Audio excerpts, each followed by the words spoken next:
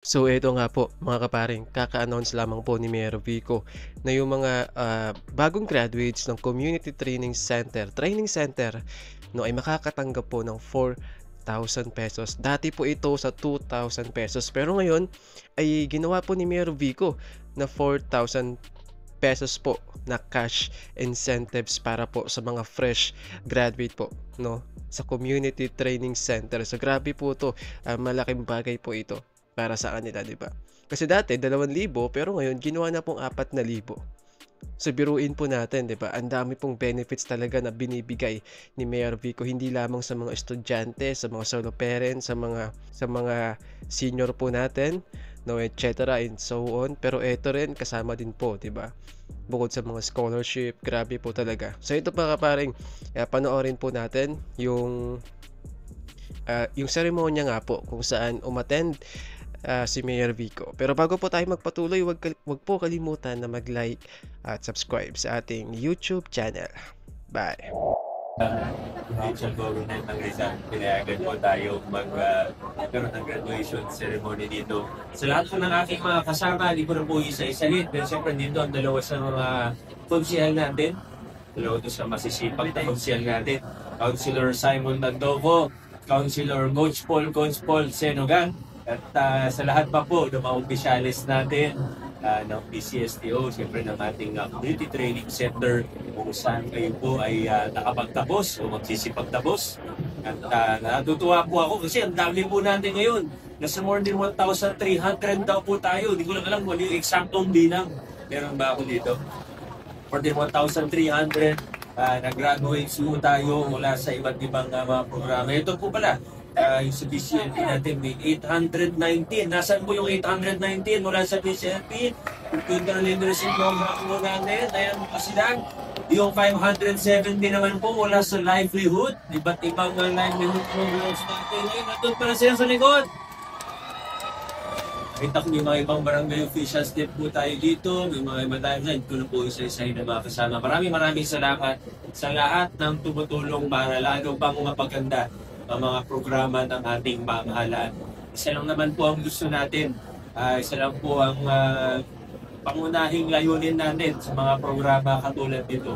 Gusto po natin na ang Pasigueño ay ma-empower. Gusto natin ang Pasigueño ay makatayo sa sarili niyang paa. Magkaroon siya ng karagdagang kaalaman. Magkaroon siya ng karagdagang karanasan. Magkaroon siya ng karagdagang skills para makatayo tayo sa sarili nating paa. At nais ko po kayong hindi lang i-congratulate, kundi gusto ko po kayong i-commend. Kasi ito pong pagpasok ninyo sa BCNP, sa livelihood, sa totoo, hindi nyo naman po ito kailangan gawin. Wala naman po sigurong pumilin sa inyo para mag-enroll sa mga programa natin. Pero ginawa po ninyo dahil gusto nyo na magkaroon ng dagdag kaalaman. Gusto nyo tulungan ang inyong mga sarili, kaya po kayo nandirito. At nakikita ko, meron tayong kasamang bata ka. Meron ba dito mga bata? Lahat po kayo kung taas ng kamay. Okay na po yan. Pero meron din tayo nakikita na siguro sabihin na natin na senior citizens. Nagbibiro lang po ako, no? Pero yung mga senior po na nandirito, dapat kayo po ang pinaka-proud. Nasaan ang mga senior citizens natin? Maraming salamat. Congratulations. Dahil na. Hindi naman siguro ang tatambo yung mas bata. Kung sabihin ko na congratulations. Lalo na sa ating mga senior citizen na kasama. At ngayon naman po, may mga magaganda tayong balita. Siyempre yung pinakamagandang balita ay kayo po ay kapag tapos, pero kayong siyentipiko, yung kaalaman po, yung skills na nakuha po natin mula sa programa. Pero siyempre, meron din tayong karagdagang good news na maaaring alam nyo na rin naman yung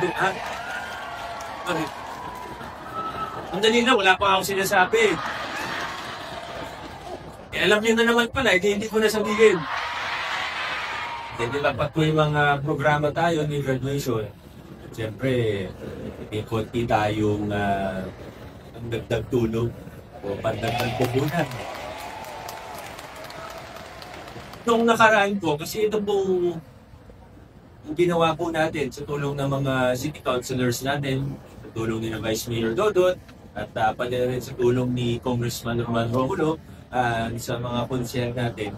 Siguro nabalitaan din naman yung ginawa nating streamlining, pagpapalakas ng departamento na ito. Dati, kanya-kanya, mga iba't ibang programa, magaganda naman, pero kanya-kanya, pinag-isa po natin, pinalakas po natin yung mga programa. Ito naman po sa BCNP, sa livelihood natin, dati pag may graduation, o nung nakaraang graduation po, huwag nyo na lang kwento sa mga nauna sa inyo, makakontak po sila. Pero noon po, meron po tayong konting starter fund o financial incentive sa mga nakakapagtapos mula sa BCNP livelihood.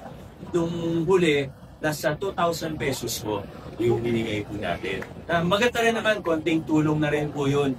Pero nung nag-usap po kami ng mga opisyalis po natin sa PCSDO, sabi rin ng mga city councilors natin, baka pwedeng taasan natin kahit mula sa 2,000, sabi ko po, baka pwede natin gawin 2,100 pesos.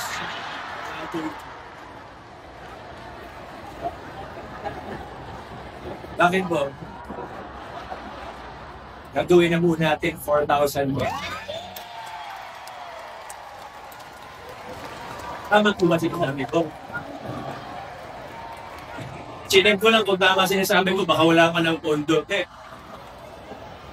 Nagbibiro lang po ako, pero totoo po, pinasta natin sa program. At para sa mga nagtanais magsimula ng maliit na negosyo, meron din tayong mga starter kits, siguro September. Sabihin natin September, October, pamamahagi po natin yung mga starter kits. Bukod pa yan doon sa starter fund po natin.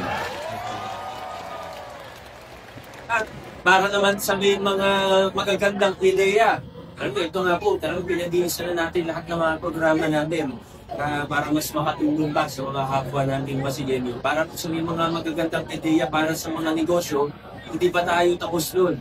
Meron pa tayong tapat loan na pwede po kayong pag-avail. Alamin nyo na lang po sa legend kung paano po yung tapat loan natin. Sana makakita pa tayo. Alam mo, yung mga nakita na akong negosyo na nagtapat loan, tapos medyo lumago na, nakakatuwa po talaga. Alam mo yung tulong mula sa pamahalaan, minsan may mga panandalian tulong po tayo.